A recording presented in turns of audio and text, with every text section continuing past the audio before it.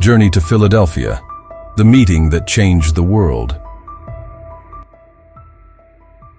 But before we start to get into the video, please support us by like, share, and subscribe to this channel so that we can provide new insights and knowledge about world history. Thank you. In the sweltering summer of 1787, delegates from across the 13 American states converged on the Pennsylvania State House in Philadelphia. Their mission was vague yet vital: to revise the Articles of Confederation, a document that had proven inadequate for governing a burgeoning and increasingly fragmented nation. What they accomplished over the course of 4 months would redefine the course of history. Out of debate, compromise, and visionary thinking emerged the United States Constitution and, with it, the very idea of an American presidency. The Philadelphia Convention, also known as the Constitutional Convention, was not just a gathering of men, but a crucible from which a new form of government was forged. The fragile state of the Union. After the Revolutionary War, the United States was a confederation, in name only. Under the Articles of Confederation, the federal government had no power to tax, no executive branch to enforce laws, and no judiciary to interpret them. States operated like independent nations, often enacting conflicting laws and imposing tariffs on one another. Foreign powers, including Britain and Spain, saw the United States as weak and divided. Internally, rebellions such as Shays' Rebellion highlighted the urgent need for a stronger central authority. Into this maelstrom of dysfunction stepped 55 delegates, including many of the most prominent minds of the era: James Madison, Alexander Hamilton, Benjamin Franklin, and George Washington, who was unanimously elected to preside over the convention. While their original goal was to amend the Articles of Confederation, it soon became clear that a complete overhaul was necessary. The birth of the presidency, one of the most profound challenges faced by the convention, was determining the nature of the executive branch. The United States had just fought a war to escape monarchy. How could they now create a strong executive without sliding back into tyranny? The delegates debated fiercely. Some advocated for a plural executive, a committee rather than a single individual. Others feared that a weak executive would doom the new nation to chaos. It was James Madison, often called the father of the Constitution, who, along with Alexander Hamilton and others, argued for a single energetic executive. The compromise they reached was revolutionary. The executive power would be vested in a single president, elected not by direct popular vote, but through an electoral college, a mechanism designed to balance the influence of populous and less populous states.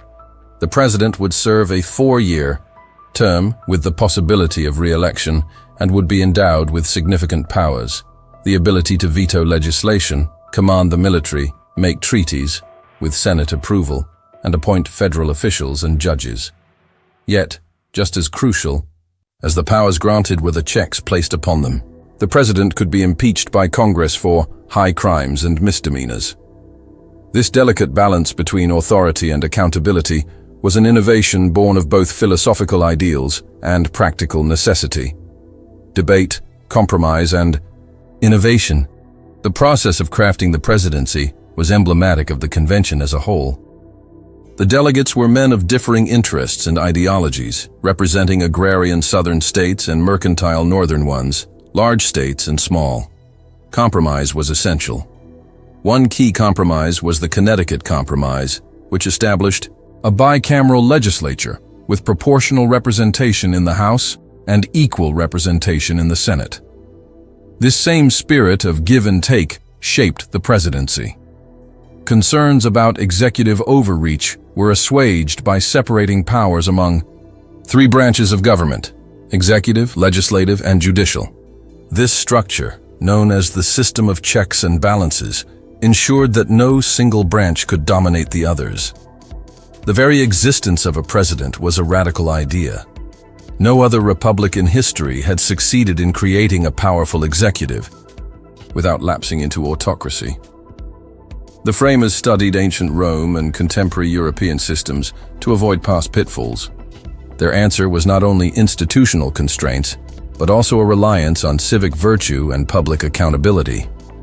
George Washington, the living blueprint, the theoretical framework of the presidency found its embodiment in George Washington. Though the Constitution did not name him, all understood that he would be the first president. His stature as a war hero and his character as a man of principle made him uniquely suited to set the precedent.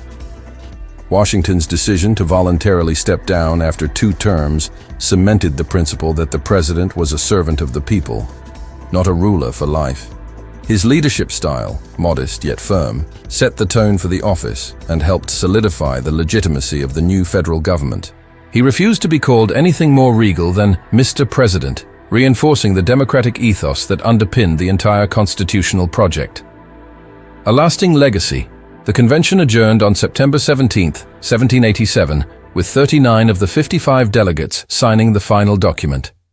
The Constitution then went to the states for ratification, sparking fierce debate between Federalists and Anti-Federalists. Ultimately, the promise of a Bill of Rights helped secure its acceptance. The presidency, as conceived in Philadelphia, was not a static institution, but a dynamic one. Over the centuries, it has evolved to meet the demands of a changing nation and world. From Abraham Lincoln preserving the Union to Franklin D. Roosevelt leading during the Great Depression and World War II, the office has grown in scope and influence. Yet the foundational principles laid down in 1787, the balance of power, the separation of duties, and the electoral system, remain. Conclusion: the enduring impact of a historic gathering. The Philadelphia Convention was a moment of unprecedented innovation. The delegates did more than revise a flawed system. They invented a new form of governance that combined strength with accountability, unity with diversity, and ideals with pragmatism. At the heart of this design was the presidency, a role crafted with caution, vision, and faith in the capacity of democratic institutions.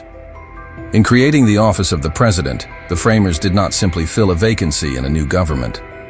They articulated a new kind of leadership, one that would reflect the will of the people, serve under the law, and uphold the values of a constitutional republic. The journey to Philadelphia was thus not just a geographical one, but a journey into the uncharted territory of democratic governance. It was a meeting that truly changed the world. As we reflect on the legacy of 1787, we are reminded that democracy is not a finished product, but an ongoing endeavor. The institutions born in Philadelphia require constant vigilance, engagement, and renewal.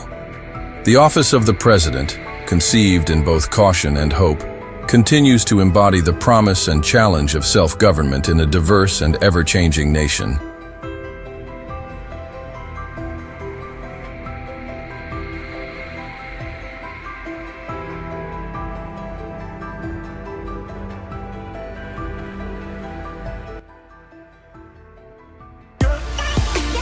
Thanks for watching.